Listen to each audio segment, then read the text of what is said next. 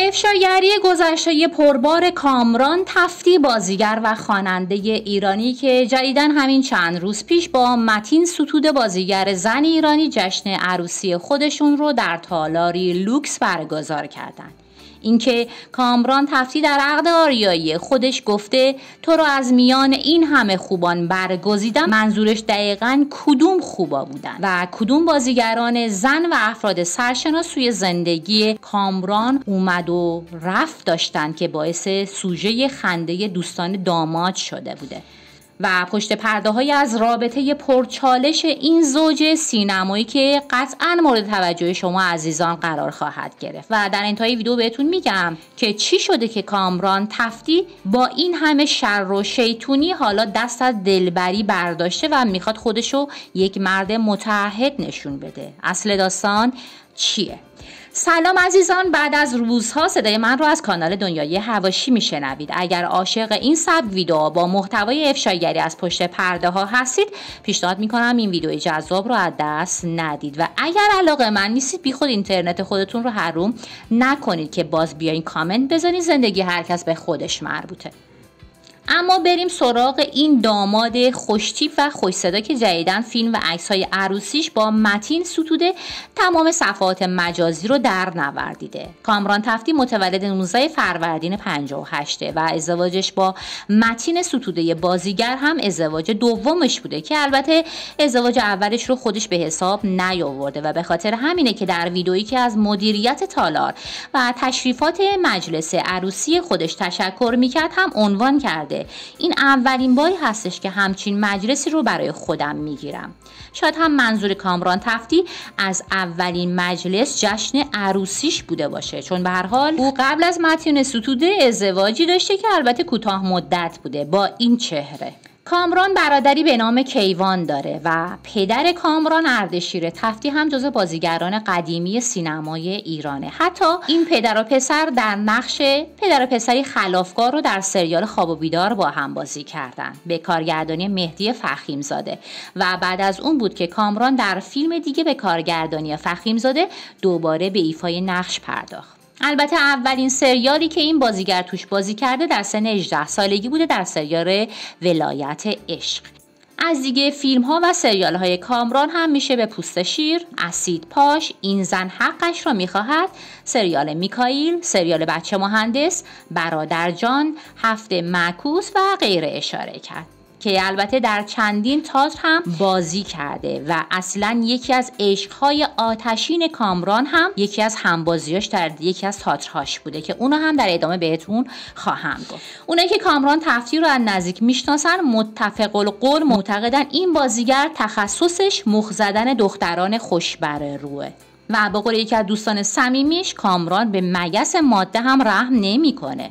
ظاهرا این پسر در اوایل بازیگریش علاقه‌مند بوده با بازیگران زنی که سنش از خودش بالاتر بوده ارتباط داشته باشه. معتقد بوده من خیلی از سن خودم بیشتر میفهمم. در همون دوره‌ها هم رابطه کوتاه مدت با فریبا کوثری داشته.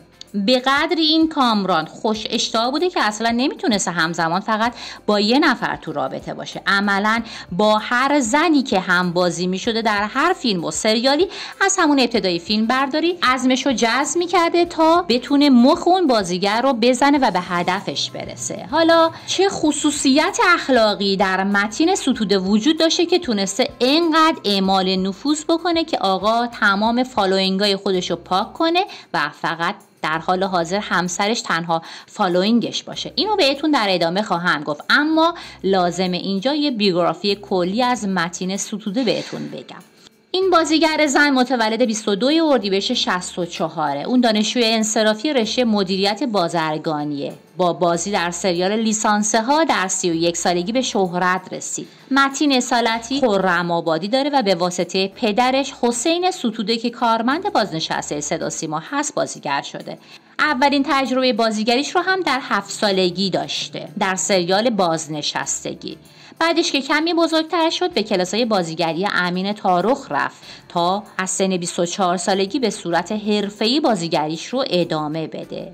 و بالاتر هم گفتم که در 31 سالگی با لیسانس ها و فوق لیسانس ها به شهرت رسید. متین در سال 1400 در سن 36 سالگی با علی زندی، بازیگری که چندان شناخته شده هم نبوده، ازدواج میکنه. زندگی که فقط 2 سال دوام آورد. اونها بعدش با پاک کردن عکس‌های همدیگه از اینستاگرام خبر جداییشون رو رسانه‌ای کردن. شاید جالب باشه بدونی که کامران تفتی و متین ستوده قبلا یه مدتی با هم تو رابطه بودن، ولی به خاطر شیطنت‌های فراوان و بیقراری زیادی که کامران داشته کارشون به جدایی میکشه. این وسط مساطا هم کامران یه مدت طولانی با مونا کرمی رابطه داشته، رابطه‌ای که گفته میشه بسیار کیپ تو کیپ بوده که خب بیقراری پسرمون اونجا هم کار دستش داد. یعنی عملا اینطوری بوده که با یکی فاب میکرده برای یه مدت و شروع میکرده به شیطنت‌های وقت و بی وقت و شروع روابطی این کنار منارا.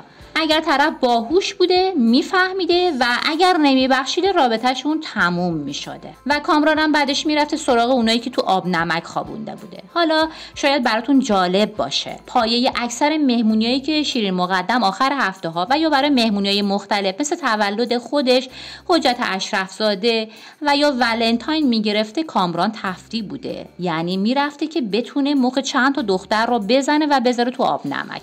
و وقتی با مونا کرمی وارد رابطه میشه دیگه هر باری که میرفته مونا رو هم با خودش میبرده و اصلا واسطه آشنایی مونا کرمی با شیرین مقدم هم کامران بوده. دوستی و رفاقتی که هنوزم که هنوزه ادامه داره، طوری که وقتی مونا کرمی بعدم با سپند امیر سلیمانی که اتفاقا دوست صمیمی کامران هم بود ازدواج کرد، اصلا امکان نداره که ترکیه برن و شیرین رو نبینن و شبی خونش نمونن.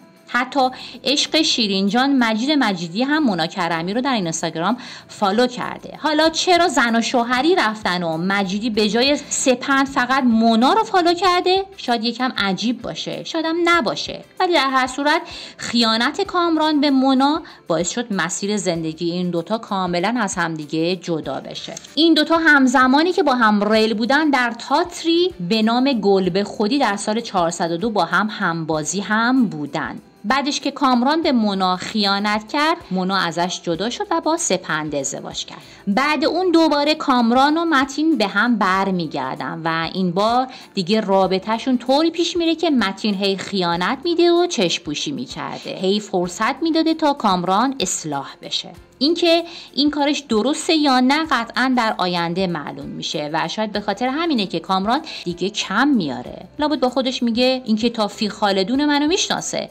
میدونه من با کیا بودم و با کیا نبودم و چه دل بیقراری دارم. با این حال وقتی همچنان دوست داره با من بمونه، این دختر رو باید گرفت. قطعاً بارها دیدید دیگه، عروس دامادها چند شب قبل مراسم عروسیشون یه مهمونی مجردی با رفقای خودشون میگیرن.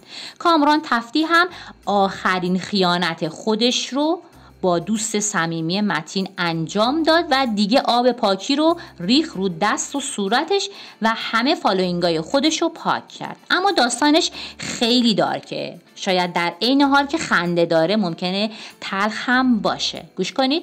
ممکنه باور کردنی نباشه، اما کامران شبی که میره به طور رسمی متین رو خواستگاری بکنه به همراه خانواده‌اش، همون شب میره با دوست صمیمی متین میخوابه. وقتی صبح پا میشه متین بهش زنگ میزنه و دوستش تازه متوجه میشه که دیشب آقا رفته بوده خواستگاری متین ستوده دوست صمیمی این. و خب این مسئله خیلی سخت بوده. زنگ میزنه به متین، تمام داستان رو میگه بابا این مرد به درد تو نمیخوره ها، دیشب خواستگاری تو بوده ولی شب پیش من مونده. برای ثابت کردن خیانت کامران هم نقشه میریزن متین بره خونه دختره، پشت جزیره آشپزخونه قایم میشه و دختره زنگ میزنه به کامران، به یه بهونه پسره رو میکشونه خونه خودش. وقتی کامران میرسه ماچ و بوسه و بغل که یهویی متین از پشت جزیره بلند میشه و میگه دالی سورپرایز. همون ضایع شدن شدید کامران هم باعث شد سرش حسابی به سنگ بخوره و دید که نمیشه به این کارهاش برای همیشه ادامه بده. بابا باید بالاخره یه جای استاپ رو بزنه. بلافاصله برای اینکه ثابت بکنه از اشتباهش درس گرفته با متین عقد میکنن و حدود 1 سالی هستش که زندگی خودشون رو شروع کردن و یه خونه توی ولنجک دارن. کامران حتی برای اینکه از دل متین در بیاره ماه عسل متین رو میبره به اسپانیا. اتفاقیش رو هم که خودتون میدونید. چند شب پیش هم جشن عروسی بسیار لوکسشون برگزار شد و عقد آریایی رو هم برای محکم کاری خوندن. عقد تو عقد کردن تا مو لای درز تعهدشون نره. حالا دست بر قضا یه اتفاقی موقع عکاسی برای عروس میفته. متین طفلی تو باغی که برای عکاسی رفته بودن یهویی میفته و دست راستش طوری آسیب میبینه که مجبور میشن باندپیچیش بکنن و شب عروسیش رو با دست باندپیچی میگذرونه. به خاطر همین هم هستش که اگر ببینید توی ویدیو کامران به جای دست متین دامن متین رو گرفته، چون به هر حال دست راستش آسیب دیده بوده و دست چپش هم که دست گل بوده. حالا یه نکته‌ای که ازش به عنوان ترفند تبلیغاتی استفاده کردن خیلی جالبه. روی تور عروس کلمه عشق رو گلدوزی کرده بودن و امروز کامران با انتشار تک آهنگ خودش به نام عشق نشون داد که با چه هدفی روی تور عروس عشق رو نوشته بودن. امید داریم که این آقا داماد با دل بیقرارش بالاخره کنار متین ستوده به قرار برسه و شیطنت‌هاشو برای همیشه بذاره کنار و سریعا برامون یه بچه ناز رو هم به دنیا بیارن. باباش خوشتیپ، مامانش خوشگل، قطعا در آینده یک بازیگر خوشقد و بالا خواهد شد. حالا نظر شما چیه؟ به نظرتون ازدواجشون چقدر دوام خواهد داشت؟ نظرتون رو هرچی هست در قسمت کامنت ها برای ما اضافه بکنید. عزیزانم اینم از ویدیوی دارک امشب، امیدوارم که ازش لذت برده باشید. برای دیدن ویدیوهای بیشتر میتونید از همین پایین دنیای حواشی رو سابسکرایب کنید تا ویدیوی بعدی و اخبار و افشاگری های داغ بعدی. خدا نگهدار همه شما دوستان